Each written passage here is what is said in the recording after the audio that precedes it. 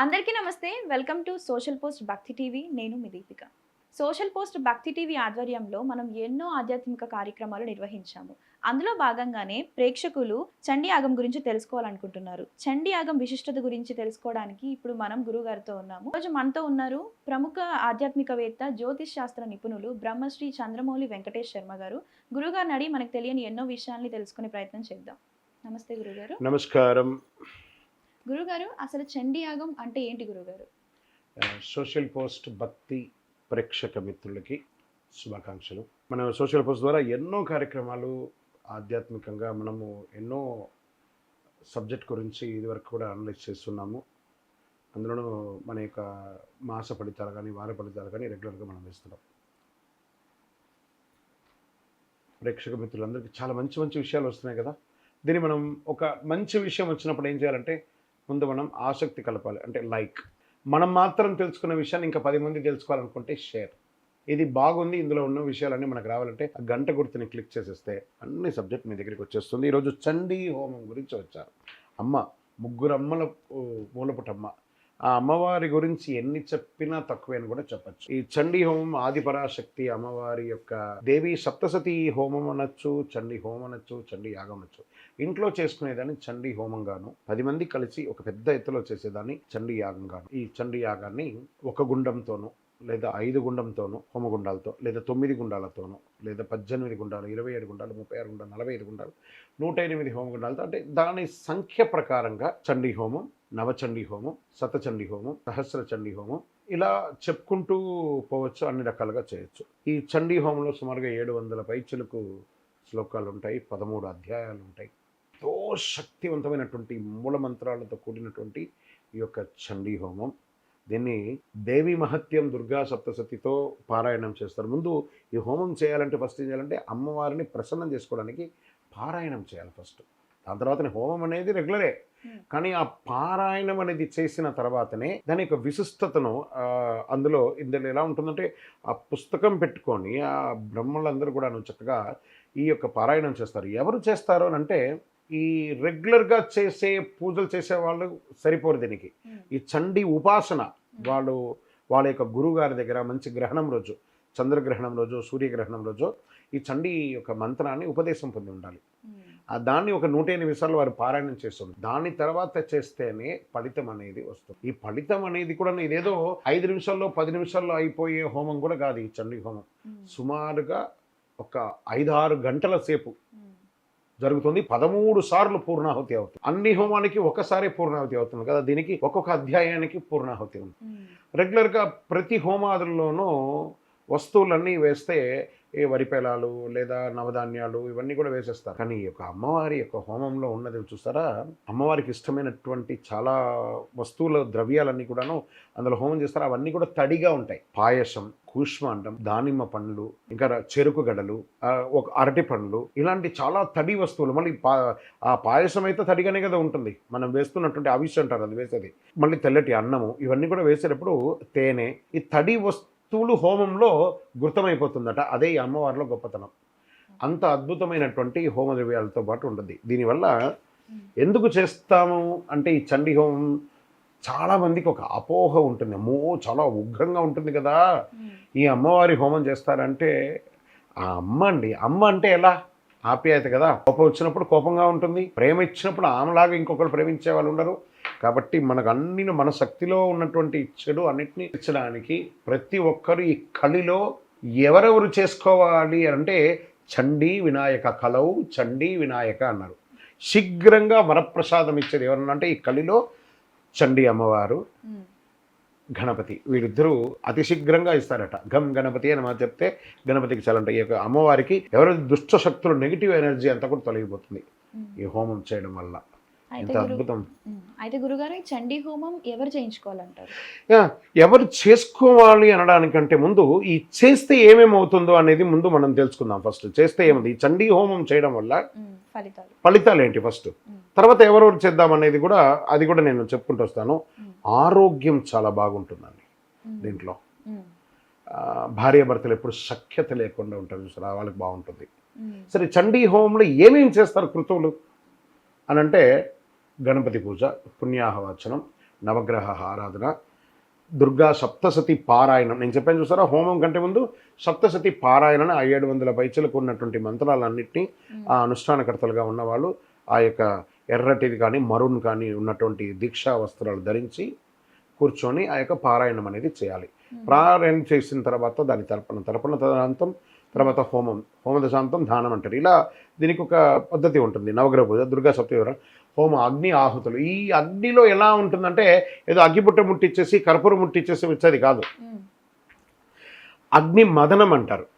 దానికోసం ఒక ఉంటుంది, అగ్ని మదనం అనేది ఒక సెట్ ఉంటుంది అనమాట.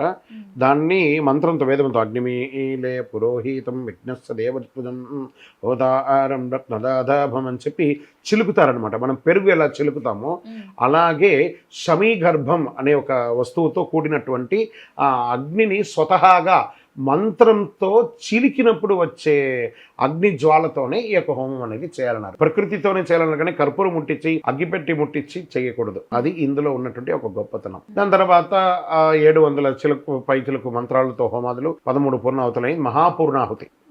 మహాపూర్ణాహుతి అయిన తర్వాత అన్న సంతర్పణ కూడా చేయాలి.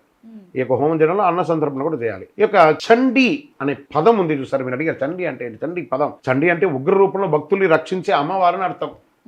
అమ్మవారు రక్షించడానికే ఉంది, దుష్ట శక్తులని తొలగించడానికి. ఇప్పుడు మనకు దుష్ట శక్తులు ఎవరున్నారంటే మనలోనే ఉంది. కామ, క్రోధ, లోభ, మోగ, దుమాసి, షడంబ అన్ని దుర్గుణాలన్నింటినీ చీల్చి చెండడానికి చండికాదేవి ప్రసన్నం చేసుకోవడానికి చేసే ఒక మహాయాగమే ఈ యొక్క చండీ యాగం. దీంట్లో ఏమేం చేయడం అంటే అన్యాయం, అధర్మం, చెడు శక్తులు నాశనం చేసి ధర్మాన్ని కాపాడే శక్తి కలదే చండీ. అందుకే కలిలో ఏం చేస్తారు, కలవు చండీ వినాయక అన్నారు. అంత అద్భుతం. చండీ యాగం వల్ల భక్తులకి మంచి మంచి ఫలితాలు వస్తాయండి. అద్భుతమైనటువంటి పవర్ కూడా ఇందులో ఉండొచ్చు. అయితే ఈ చండీ యాగం ఎవరు చేయించుకోవాలంటారు గురుగారు? ఇక ఎవరు చేసుకోవచ్చు అంటే కలిలో పుట్టినటువంటి ప్రతి ఒక్కరూ తారతమ్యం లేకుండా ఎవరైనా చేసుకోవచ్చు. దీంట్లో ఏమండి ఉన్నవారే చేయాలి, దీనికి ఒక అపోహ కూడా ఉందండి. బాగా డబ్బున్న వాళ్ళే చేసుకోవాలా లేదా సామాన్యులు కూడా చేసుకోవచ్చా అని అంటే సామాన్యులు కూడా చేసుకోవచ్చు అండి, పారాయణ రూపంలో. దీంట్లో ఈ 13 అధ్యాయాలు అన్నారు చూసారా, మీరు చండీ గురించి వింటున్నారంటే మీరు చేసే శక్తి ఉన్నవారే మీరు దీని గురించి వింటున్నారని అర్థం. బాగా గుర్తుపెట్టుకోండి. అందులో ఉన్నటువంటి ఆ ద్రవ్యాలు కానీ అవన్నీ ఉన్నాయి చూసారా, ప్రతి ఒక్కటి కూడా కొంచెం విలువతో కూడింది. ఆ విలువతో కూడినటువంటి హోమాన్ని చేసే విలువ కూడా మీకు ఆ అమ్మవారు నేను చండీ హోమం చేయాలని అనుకుంటేనే కల్పించేస్తారట. అంత అద్భుతం ఆ శక్తికి. 3 అమ్మలకి ములపుట అమ్మ అన్నాను చూసారా, ఆ అమ్మవారి అమ్మ దయ ఉంటే అన్నీ ఉన్నట్టే అని చెప్తారు. శ్రీమాత్రే నమః అని చెప్పుకుంటే ప్రతి ఒక్కరు చేసుకోవచ్చు. ప్రత్యేకించి ఎవరు చేసుకోవాలి? ఫస్ట్ అక్కడ వచ్చింది కుటుంబ సమస్యలు. ఫస్ట్ మనకి ఇప్పుడు ప్రపంచంలో కనబడిందంటే భార్యాభర్తల మధ్య సఖ్యత లేకపోవడం. వీరు వారి కుటుంబం గురించి మాట్లాడడం, వారు వీరి గురించి మాట్లాడడం, కానీ వీళ్ళిద్దరూ మాట్లాడుకోవడం మానేశారు. వీళ్ళిద్దరూ మాట్లాడుకోవడం ఫోన్తో ఉంది కాబట్టి మానేశారు. వీటిని దృష్టిలో పెట్టుకుని ఫస్ట్ కుటుంబ సభ్యులుగా మీరు అన్నతమ్ములు, అక్క చెల్లెలు, తల్లిదండ్రులు, అత్తమామలు, భార్య, భర్త, మీ పిల్లలు మిస్ అవుతున్నాం కదా, ఆ మిస్ అవుతున్నటువంటి వాళ్ళు ఈ చండీ హోమం చేస్తే అమ్మవారు ఆ ఇంట్లో ఉన్నటువంటి కలతలన్నీ తొలగిస్తుందట. ఆ కుటుంబ శ్రేయస్సు ఎవరికి కావాలో వాళ్ళు చండీ హోమం చేసుకోవాలి. తర్వాత వ్యాపారస్తులు, నాకు ఎన్నో వ్యాపారాలు ఉన్నాయండి, ఏది ముట్టుకున్నా నాకు నష్టం అవుతుందండి, అసలు నాకు ఏం తెలియట్లేదు, ఎంత పెట్టుబడి పెట్టినా కలవట్లేదు, ఎలా అట్రాక్ట్ చేసినా కలవట్లేదు, ఈ కాంపిటీషన్ ప్రపంచంలో నేను ఎలా ముందుకెళ్ళాలనుకుంటున్నారా, చండీ హోమం చేసుకోండి. ఆ ఫలితాన్ని అమ్మవారు చూపిస్తుంది. ఇంకా ప్రతి ఒక్క వర్గం వారిని కూడా నేను చెప్పుకుంటూ వస్తాను. ఇలా రాజకీయంగా చాలా మందికి ఒత్తిడి ఉంటుంది, వాళ్ళు చేసుకోవచ్చు. ఆరోగ్యం, అసలు తీరని కర్మ వ్యాధులు అంటారు చూసారా, చిన్న చిన్న వయసులో ఉన్న వాళ్ళకి కూడా వ్యాధులు వచ్చేస్తున్నాయండి. ఇప్పుడు మరీ చంటి పిల్లలు కూడా షుగర్ వచ్చేస్తుంది. సో వ్యాధుల మీద అమ్మవారు కూర్చుంటుంది, అన్నిటినీ తీసి పడేస్తుంది.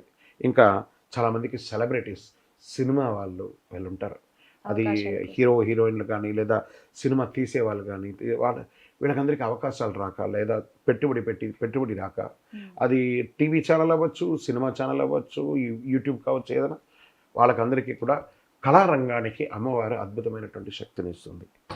ఇంకా ఇండస్ట్రీస్ ఉంటారు, మ్యానుఫ్యాక్చరింగ్ యూనిట్స్ వీళ్ళకి, తర్వాత సర్వీస్ సెక్టర్ ఉద్యోగస్తులు ఉంటారు చూసారా, ప్రభుత్వ ఉద్యోగం ఉంటుంది, తర్వాత ప్రైవేట్ రంగం వాళ్ళకి, ఇంకా అన్నిటికంటే స్ట్రెస్ ఉన్నటువంటి ఉద్యోగం ఏం చెప్పండి ఈరోజు, ఐటీ. ప్రెషర్ వాళ్ళందరికీ కూడా మీరందరూ చేసుకోండి, ప్రశాంతత వస్తుంది. వీటన్నిటికంటే ముందు ఎవరు చేసుకోవాలంటే ఈ డిప్రెషన్, ప్రెషర్, స్ట్రెస్ ఉంది చూసారా, మీరు చేసుకోండి ఈ చండీ హోమాన్ని. రిలాక్స్ అయిపోతారండి. అమ్మవారు మీ లోపల ఉన్న అన్ని నెగిటివ్స్ని తీసి పడేస్తుంది. అంత అద్భుతమైనటువంటి శక్తిగల చండీ హోమం ఇది. ఈ చండీ హోమం చేసుకోవాలని అనుకోవడమే ఒక యోగం. అంటే ఇప్పుడు పెళ్లి కాని వాళ్ళు కూడా చేసుకుంటే మంచి ప్రశ్న ఇది. ఏమంటే పెళ్ళి కాలేదండి, మాకు వయస్సు పైన పడిపోతుంది, అమ్మాయికి అబ్బాయి దొరకట్లేదు, అబ్బాయికి అమ్మాయి దొరకట్లేదు, మాకు ఏదో గ్రహదోషం ఉంది, లేదా కుజదోషం ఉంది, లేదా ఇంకో సర్పదోషం ఉంది, ఏదో భయం ఉంది, ఆందోళనగా జ్యోతిశాస్త్రంలో ఏం చెప్పబడిందంటే ఈ యొక్క చండీ హోమం చేసుకున్న వాళ్ళకి, వివాహం కాని వారికి వివాహం అయ్యి, చాలామందికి వివాహమైన తర్వాత సంతానం లేకుండా ఉంటారు చూసారా, ఆ సంతానంలో ఉన్నటువంటి గర్భదోషం అంటారు. ఈ గర్భదోషం పోవడం కానీ, లేదా పురుషుల్లో ఏ విధంగా లోపం ఉన్న అవన్నీ కూడా తొలగిపోయి సంపూర్ణ ఆరోగ్యాన్ని ఇస్తుందంట అమ్మవారు. ఇది చేసుకున్న వాళ్ళందరూ ఫలితాలు పొందిన వాళ్ళు ఉన్నారు. నాకు తెలిసినటువంటి చరిత్రలో ఎంతో మంది ఫలితాలు. మీరు అడిగింది మంచి ప్రశ్న. పెళ్లి కాని వాళ్ళకి, పిల్లలు లేని వాళ్ళకి ఈ చండీ హోమం అతి ఉత్తమం, అతి ఉత్తమం. ఇంకా పిల్లలలో కూడా చదువులో కూడా ఏకాగ్రతగా ఉండకపోవడం. విద్యార్థులు అని వచ్చారు చూసారా, చాలా మంది పిల్లలకి, ఏమండి మా అబ్బాయి చదివాడండి, విదేశాలకి వెళ్ళాలనుకుంటున్నాడు, వీసా దొరకట్లేదు, లేదా మంచి యూనివర్సిటీకి వెళ్ళాలనుకుంటున్నాడు, దొరకట్లేదు, లేదా ఏదో ఈ మధ్య ఫోన్ పెట్టుకొని తిరుగుతున్నాడు కానీ పుస్తకం మీద కాన్సన్ట్రేట్ చేయట్లేదు, ఏకాగ్రత పెరగట్లేదు. ఒకప్పుడు మా అబ్బాయి చాలా బాగా చదివేవాడండి, ఈ కరోనా తర్వాత ఫోన్ వచ్చి అంతా ఇలా ఇబ్బంది అయిపోయిందండి, శరీరంగా కూడా లావుగా అయిపోతున్నారండి. ఈ అపోహ 100కు 90 మందికి ఉంది. ఈ చండీ యాగం చేయడం వల్ల ఆ విద్యార్థుల్ని కూర్చోబెట్టి, ఆ యాగంలో కూర్చోబెట్టి చూపించండి వాళ్ళకి ఎలా ఉండడం వల్ల ఆ యొక్క హోమ ధూపం ఉంటుంది చూసారా, అవన్నీ కూడా శరీరంలో ఇంజెక్ట్ అయితే ఆ లోపల ఉన్న మాలిన్యం అంతా పోయి ఏకాగ్రత పెరిగి చక్కటి చదువు అయ్యి వాళ్ళు కోరుకున్న యూనివర్సిటీలో హయ్యర్ ఎడ్యుకేషన్ కానీ, ఇంకోటి కానీ, లేదా విదేశాల్లో చదవాలనుకున్న వాళ్ళకి కానీ, లేదా చదువుతూ ఉండగా వాళ్ళకి క్యాంపస్ సెలక్షన్స్ కానీ, ఇవన్నీ వచ్చిన వాళ్ళు ఎంతోమంది ఉన్నారు. అద్భుతమైనటువంటి విద్యార్థులకి. అందుకే నేను కదా ముగ్గురు అమ్మలపు అమ్మ అని చెప్పాను కదా, అందులో శ్రీ విద్యా మాయ, విద్య కలిగినటువంటి ఆ సరస్వతి మాత అంశం కూడా అందులో ఉంది. కాబట్టి తప్పకుండా విద్యార్థులకి బాగా ఉంటుంది. మరి ఈ చండీ యాగంలో మహిళలు పాల్గొనవచ్చు గురుగారు? మహిళలు లేకపోతే అమ్మనే చండీ కదండి. చక్కగా ఫస్ట్ మీకే అధికారం, ఆ మహిళలే అండి. ఈరోజు వృక్షం అండి, ఆ అమ్మ లేనిది ఎక్కడ. మనం ఏమంటున్నాం ఈ మంత్రంలో, శ్రీ మాత్రే నమః. ఆ శ్రీ మాత్రే నమః అన్నటువంటి ఆ యొక్క అమ్మవారు లేకుండా లేనే లేదు. చక్కగా మహిళలు పాల్గొనొచ్చు.